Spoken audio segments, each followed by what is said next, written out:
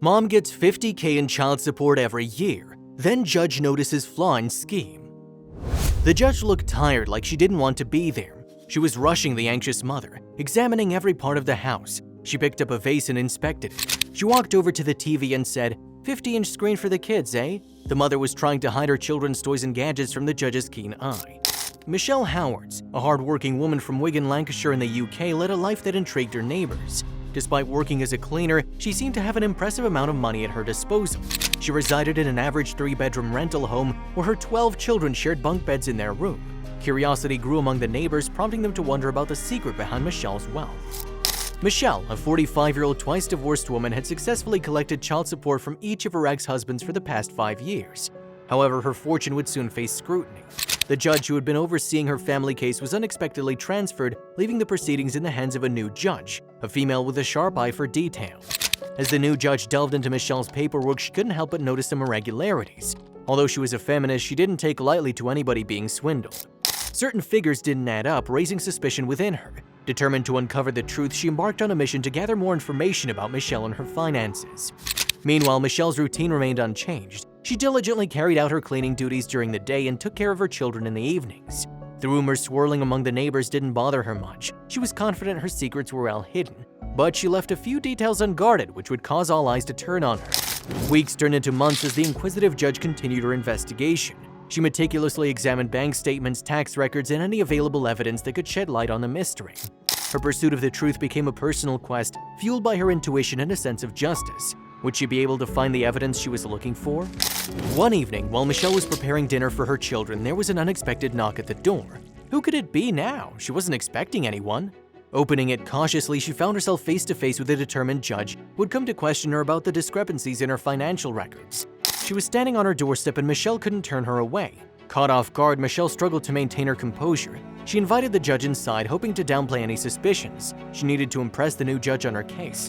The judge, however, was relentless. She began asking pointed questions, forcing Michelle to confront the truth she had worked so hard to conceal. Michelle felt that something was fishy. What was she looking for? Under the intense scrutiny, Michelle was afraid that her facade would crumble. She started crying in an attempt to confuse the judge. "It's so hard on my own. Their fathers just don't care about them." The judge tried to calm down the hysterical woman. She wasn't prepared for her emotional outburst. "Well, I'm sure we can find some solution in court, Michelle.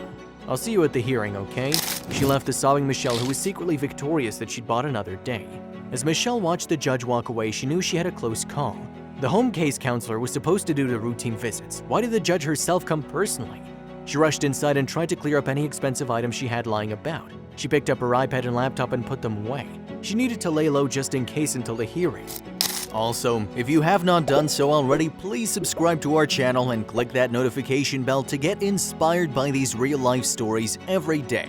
Now, back to the story. The next week, Michelle Howard sat nervously in the courtroom, her hands tightly clutching to her handbag. She'd been through many court hearings before, but today felt different. Judge Bennett, a stern and no-nonsense woman, had been transferred to this case, and Michelle had a sinking feeling her secret was about to be exposed. Michelle nervously drank her glass of water as she watched the courtroom fill up. Her ex-husband walked in looking smug and proud.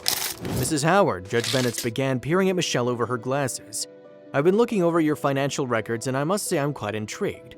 Michelle's heart raced. She'd always prided herself on being able to live a comfortable life as a cleaner, but now it seemed like her facade was crumbling before her eyes. She'd need to have valid proof about her purchases. She'd collected some receipts which matched the corresponding dates and times, but there was a lot unaccounted for. Judge Bennett simply stated the facts for the room to hear. She didn't want excuses in her courtroom, she wanted the truth. "You live in an average 3-bedroom home, yet your bank statements show a substantial amount of money," Judge Bennett continued, her voice laced with suspicion. "Could you please explain how a cleaner manages to amass such wealth?" Michelle shifted uncomfortably in her seat, desperately trying to come up with a plausible explanation. She knew she couldn't reveal the truth, not now.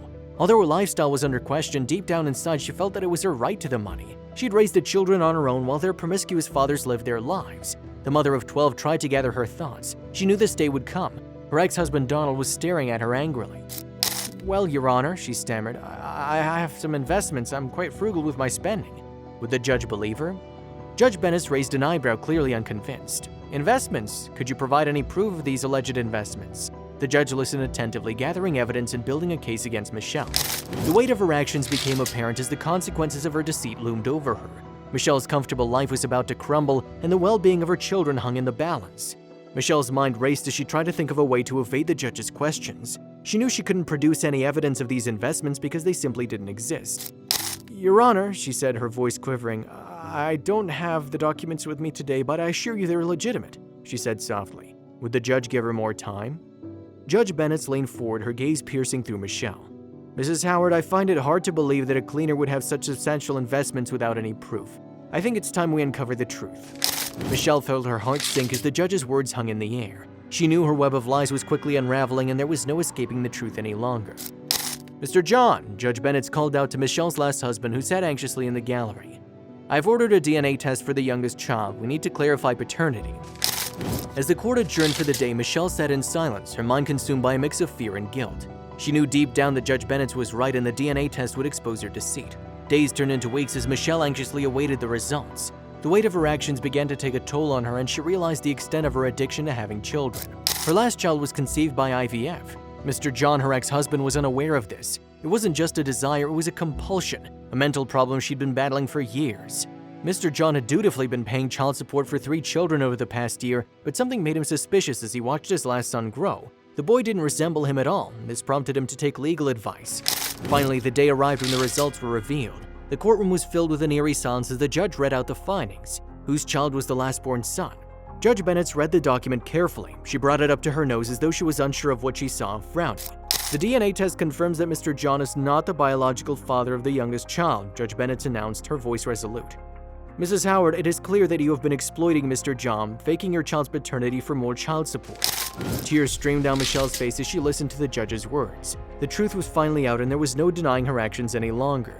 "I'm sorry," she sobbed, her voice choked with remorse. "I never meant to hurt anyone, I just couldn't control my need for more children." Would the jury have mercy on her? The room was abuzz with chatter.